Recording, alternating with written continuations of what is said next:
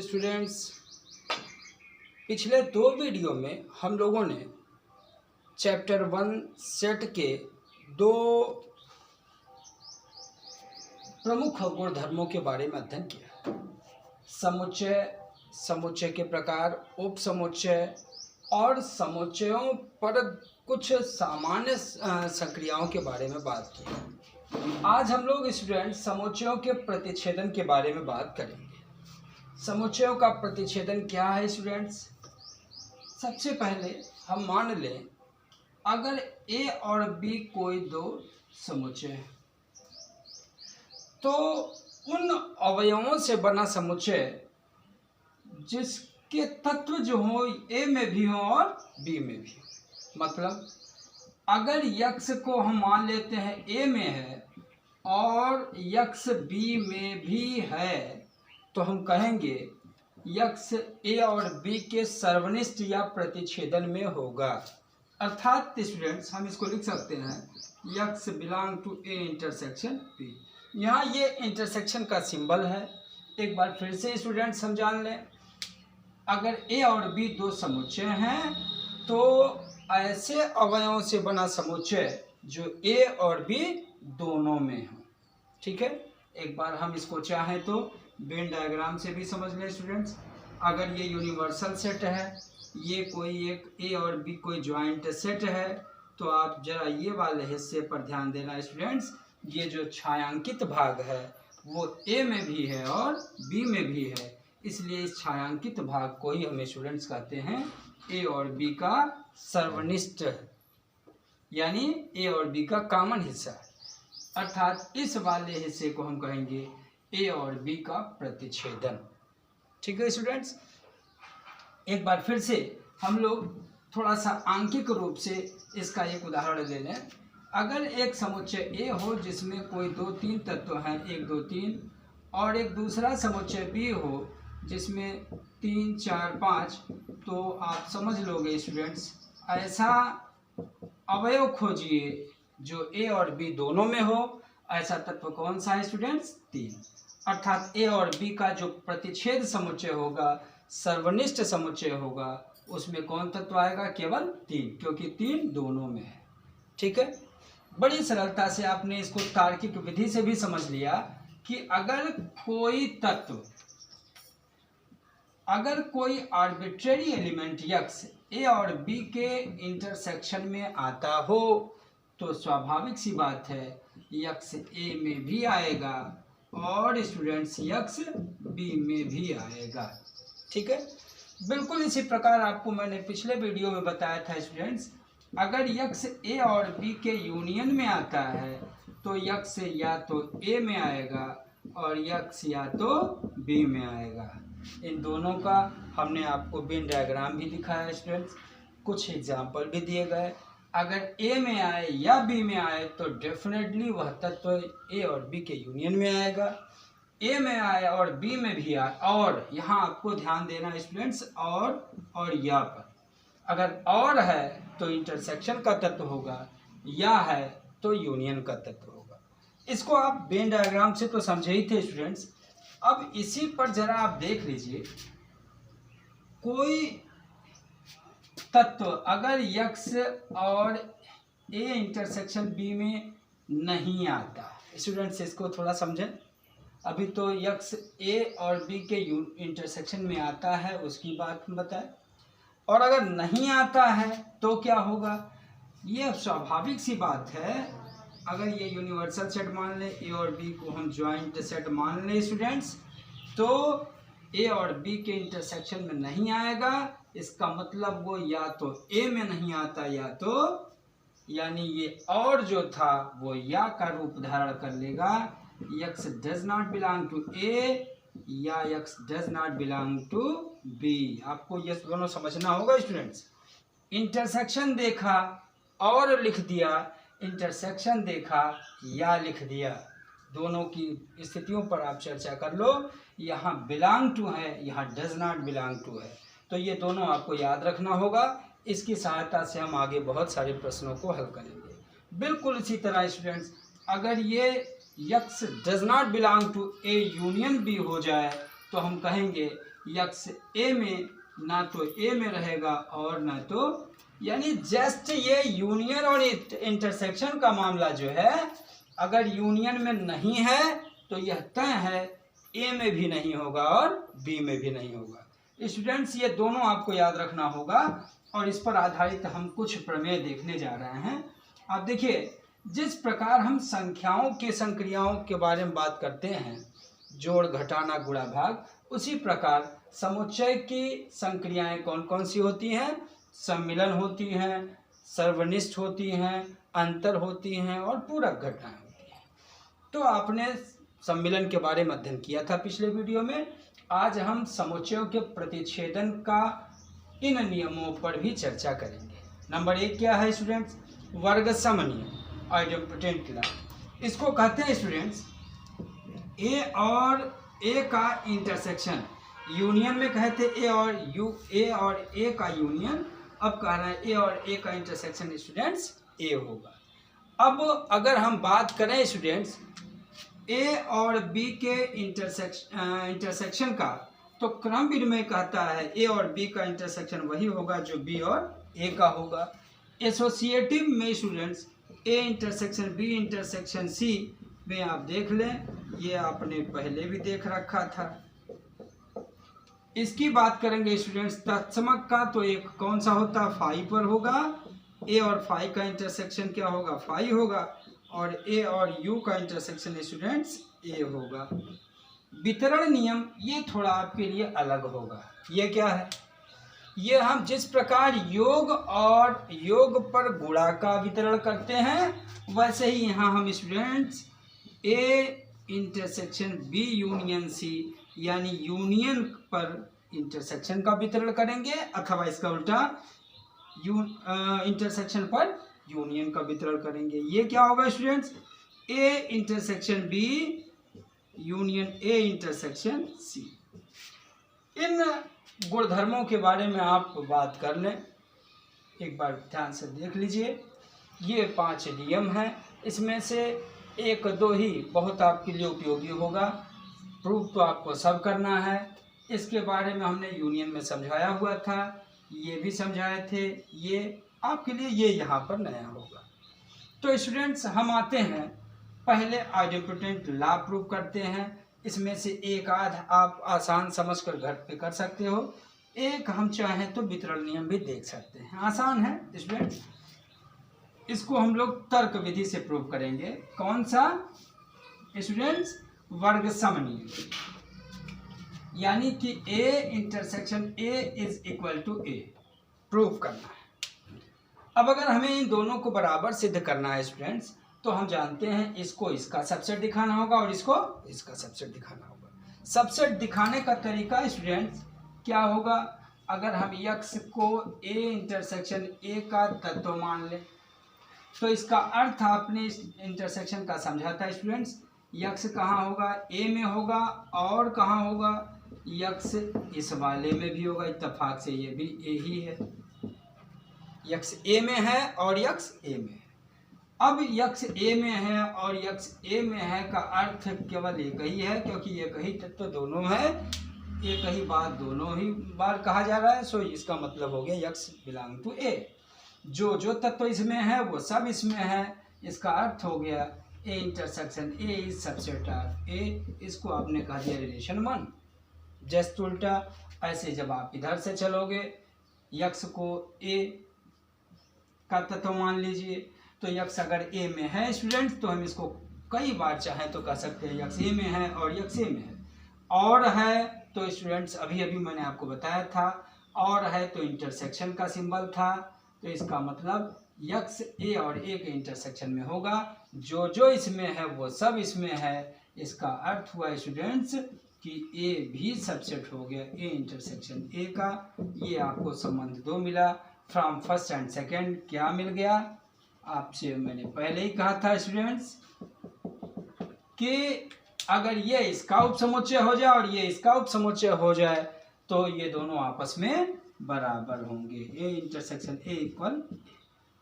ठीक स्टूडेंट्स, इसके बारे में हम लोगों ने बात किया था। अगर कम्यूटेटिव लॉ यानी क्रम विनिमय नियम की बात की जाए, तो क्रम विनिमय नियम आपने कहा था सर्वनिष्ठ पर A intersection B equal B intersection. मुझे लगता है आप बड़ी सरलता से इसको प्रूव कर लोगे। थोड़ा सा जल्दी में ही इसको समझ लिया जाए। इसके पहले भी मैंने बताया था आपको। माना यक्स ए इंटरसेक्शन बी का तत्व है। अगर यक्स ए बी के इंटरसेक्शन में है सो पक्का है यक्स ए में होगा और यक्स बी में भी होगा। ए में है और बी में है। इस तथ्य को अगर हम कहना चाहें तो ये भी कह सकते हैं बी में है और ए में है, बी में है और ए में है। और इस बात को अगर बी में है और ए में है स्टूडेंट तो हम इसको ऐसे भी लिख सकते हैं, यानी यक्स बी और ए के इंटरसेक्शन में भी होगा अगर ए और बी के इंटरसेक्शन में है तो। समझ गए स्टूडेंट? जो जो तत्व इसमें होगा वो सारे तत्व इसमें होंगे। इसका अर्थ है A intersection B is a subset of B intersection.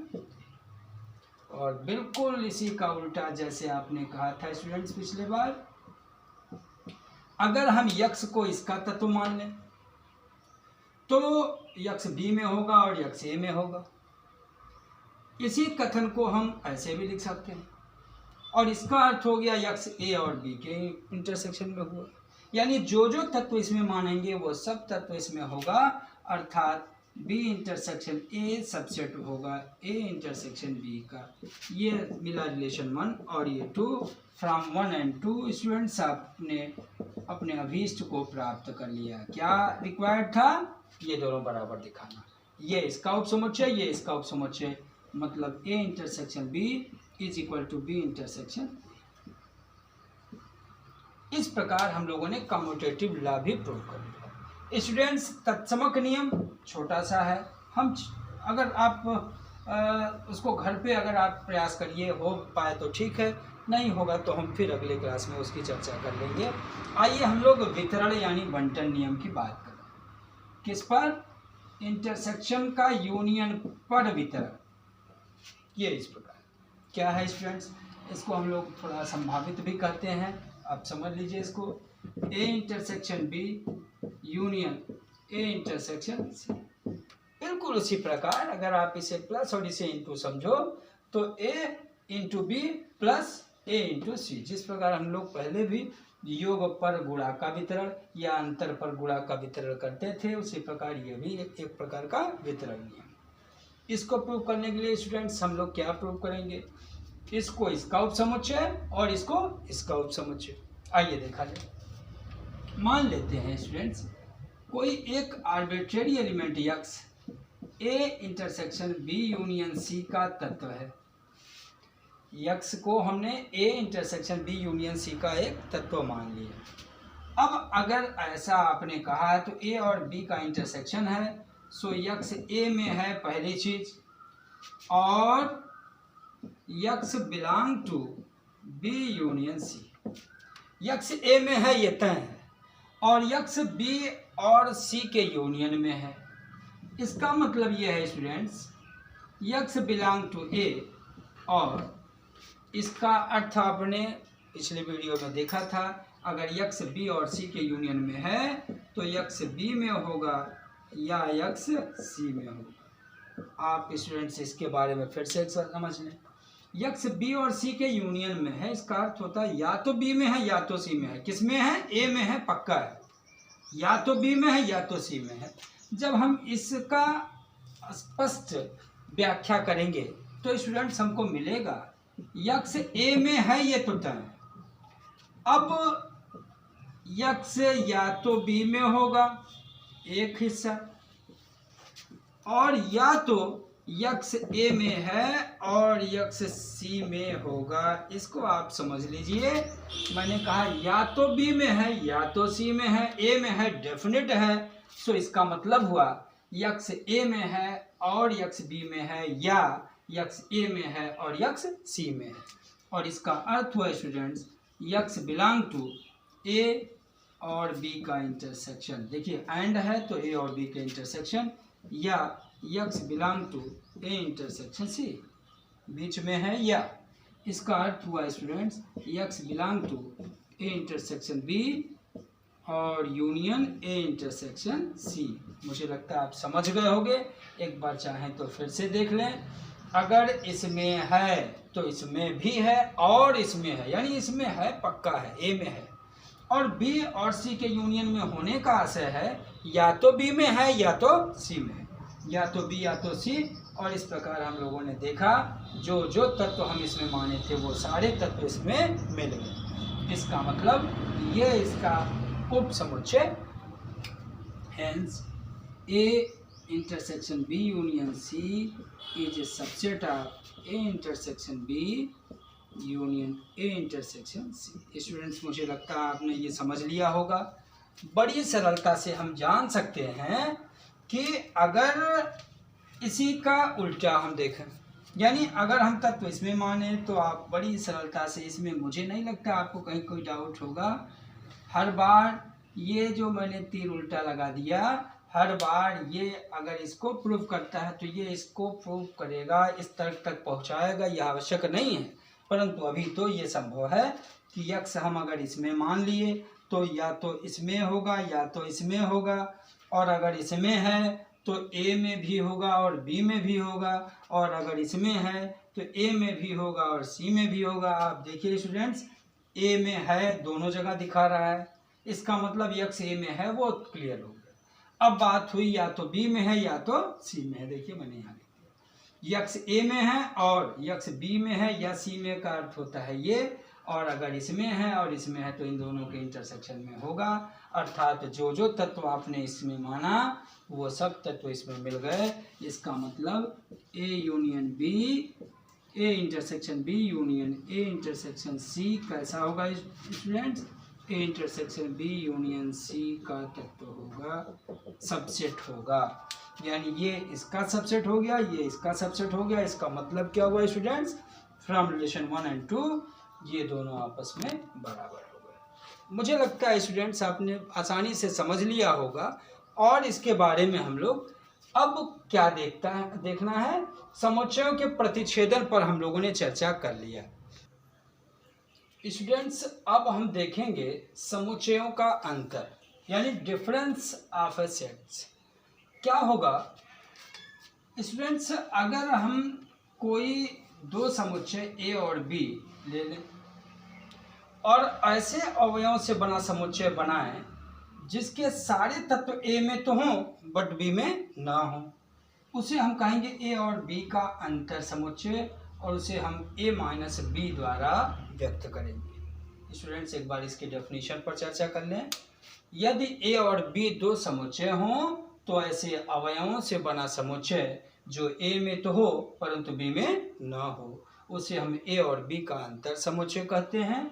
उसे ए माइनस बी द्वारा व्यक्त करते हैं। स्टूडेंट्स, इसको हम लोग एक छोटा छोटा एग्जाम्पल लेके समझ लें। क्या होगा अगर हम कह लें 1 2 3 और बी की वैल्यू हमने ले लिया 3 4 5। तो स्टूडेंट्स, ऐसे अवयवों का समुच्चय खोजिए जो ए में हो बट बी में 1, 2, और कुछ मिलेगा नहीं मिलेगा, तो इसको आप कहोगे ए माइनस बी, यानी ए और बी का अंतर समुच्चय। स्टूडेंट्स, यह आवश्यक नहीं जो ए माइनस बी हो वही बी माइनस ए हो, क्योंकि जब हम बी माइनस ए की बात करेंगे स्टूडेंट्स, तो जो बी में हो बट ए में ना हो वो समुच्चय कौन सा मिल गया आपको? उसके तत्व मिले 4 और 5। ठीक है, इसको हम लोग वेन डायग्राम से समझेंगे। वेन डायग्राम क्या है स्टूडेंट्स? अगर मैंने यूनिवर्सल सेट यू कह दिया, ए और बी को ज्वाइंट सेट मान लिया, तो ए माइनस बी हिस्सा कौन सा होगा स्टूडेंट्स? जो ए में है बट बी में नहीं है। देख लीजिए, इस छायांकित हिस्से को हम क्या कहेंगे स्टूडेंट्स? ए माइनस बी। और अगर बी माइनस ए की बात हो स्टूडेंट्स तो ये क्या होगा? ये होगा बी माइनस ए। ये वाला हिस्सा जब रंगे थे इसको क्या कहा था हमने? ए माइनस बी। और इस वाले हिस्से को जब मैंने रंगा तो इसको क्या कहा स्टूडेंट्स मैंने? बी माइनस ए। इस प्रकार स्टूडेंट्स हम लोगों ने ए माइनस बी और बी माइनस ए समझ लिया। अब इसके आगे हम लोग स्टूडेंट्स पढ़ते हैं अंतर समुच्चय का पर कौन सी संक्रिया, कौन सा मुख्य प्रमेय? De Morgan's law. कहते हैं कि बिना डिमॉर्गन्स लॉ के आपकी बोर्ड परीक्षा के प्रश्न पत्र पूरे नहीं होते। इसका मतलब इन दोनों में से कोई एक प्रबल संभावना है कि आपकी बोर्ड परीक्षा में आपको मिले। तो आप देखें स्टूडेंट्स, पहला क्या है, a minus B union C equal a minus B intersection a minus C, और दूसरा क्या है students, a minus B intersection c equal a minus B union a minus C. इन दोनों में से स्टूडेंट्स हम आपको एक बताते हैं और एक आप करोगे, तो एक कोई भी एक हम बताते हैं स्टूडेंट्स। आइए हम पहले पर चर्चा कर लें।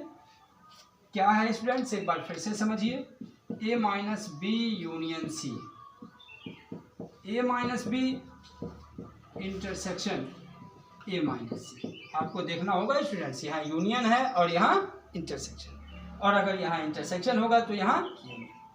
इन दोनों को बराबर दिखाने के लिए फिर हम पूर्व की तरह ही मान लेते हैं यक्स कोई एक आर्बिट्रेरी तत्व है जो a minus B union C का अवयव है। इसका अर्थ हुआ स्टूडेंट्स, यक्स क्या होगा, हम लोगों ने बात की थी अभी, यक्स अगर a माइनस बी में है, इसका अर्थ हुआ यक्स a में है और यक्स b में नहीं है। ऐसे तत्व जो a में तो हो परंतु b में न हो, उसे हम कहेंगे a माइनस बी में है। इसका अर्थ है स्टूडेंट्स, यक्स अगर a माइनस बी में है तो इसका अभिप्राय हुआ यक्स a में होगा और यक्स b में नहीं होगा। आइए हम आगे थोड़ी चर्चा करें। यक्स को अगर मैंने मान लिया इतना माइनस इतना में है, इसका अर्थ है स्टूडेंट्स यक्स a में है और यक्स किस में नहीं है, b यूनियन c में नहीं है। अभी कुछ देर पहले ही मैंने कहा था स्टूडेंट्स, b यूनियन c में अगर यक्स नहीं है तो इसका अर्थ है यक्स b में भी नहीं होगा। या की जगह यहाँ मैंने और लिखा था स्टूडेंट्स, इसकी जरूरत हमें लग गई, यानी अगर यक्स b यूनियन c में नहीं है तो b में भी नहीं होगा और c में भी नहीं होगा। आइए और आगे बात करें, यक्स बिलोंग टू a और यक्स a में है स्टूडेंट्स, यक्स a में है और यक्स इसमें नहीं है। इसका अर्थ क्या बताया स्टूडेंट्स मैंने, यक्स किस में, यक्स b में भी नहीं होगा, यूनियन है बट यहाँ लिखना होता है और डज नॉट की कंडीशन में हम लोग और लिखते हैं, और ऐसा मैंने आपको बताया था, x does not belong to c।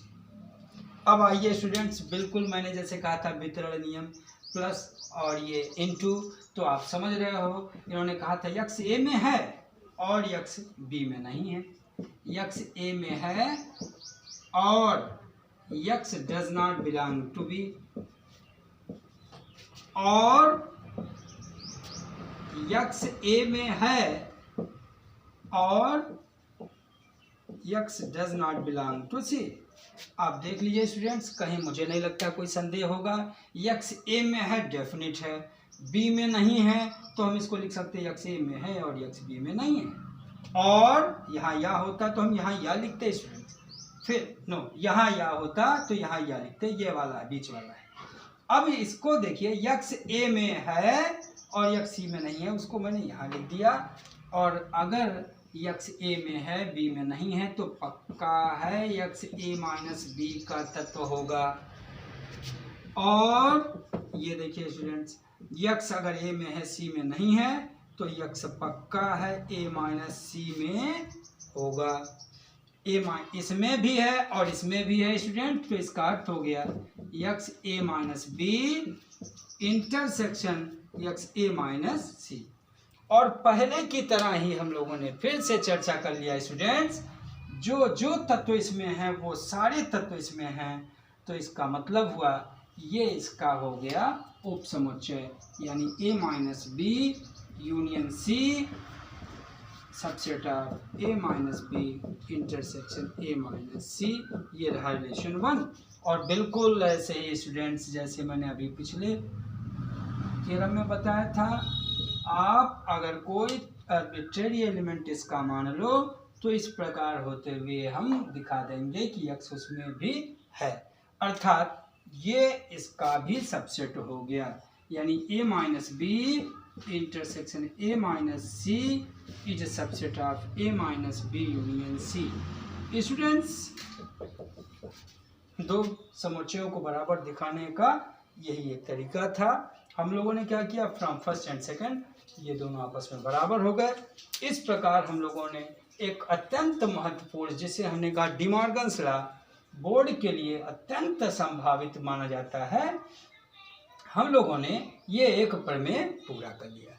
इसका सेकंड पार्ट स्टूडेंट्स आप पूरा करोगे और कहीं कोई दिक्कत आती है तो आप बताएंगे हमको। स्टूडेंट्स, इसके बाद हम लोग देखते हैं बहुत छोटा सा हिस्सा है।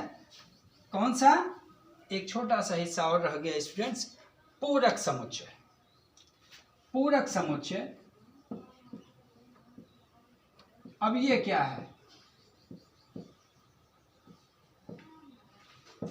Complementary sets.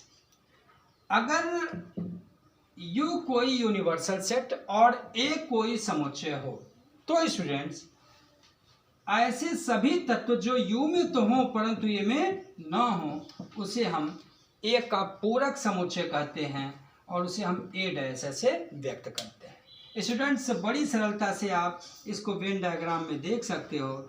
ये यूनिवर्सल सेट, ये है A, जो A में ना हो बट U में हो, इसका मतलब आप समझ सकते हैं ये छायांकित हिस्सा स्टूडेंट्स A डैश, या हम लोग A के power C complementary set of A भी कहते हैं इसे, A का पूरक समुच्चय। इसका मतलब ये है जो A में नहीं है वो A डैश में जरूर होगा।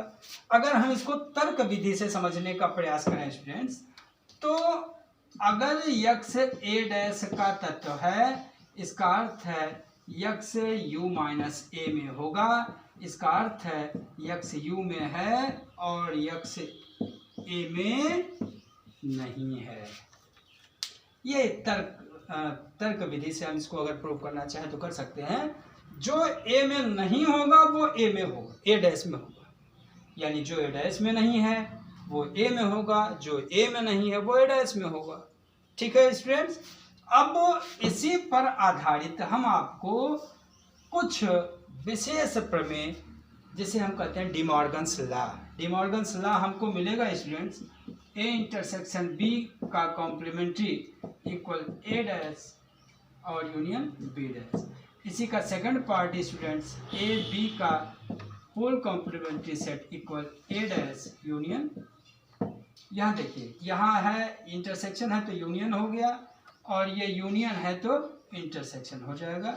यही आपको ध्यान रखना। ये डी मॉर्गन्स लॉ, ये दोनों बहुत महत्वपूर्ण हैं, इसमें से आप दोहरा लीजिएगा। किसी एक हिस्से को हम कर देते हैं स्टूडेंट्स, शेष अगली बार होगा। अभी एक हम आपको प्रूव करके दिखा देते हैं। कौन सा? A B का कॉम्प्लीमेंट्री इक्वल A डैश। कैसे प्रूव करेंगे स्टूडेंट्स? यक्ष को हम इसका तत्व मान लेंगे, यक्ष A B के माना यक्ष इसका तत्व है। इसका अर्थ है students, x belong to A U and x does not belong to A intersection B। मुझे लगता है स्टूडेंट्स आपने पूरक समुच्चय की परिभाषा से समझ लिया होगा। अगर डैश में कोई तत्व है तो U में होगा, लेकिन उसमें नहीं।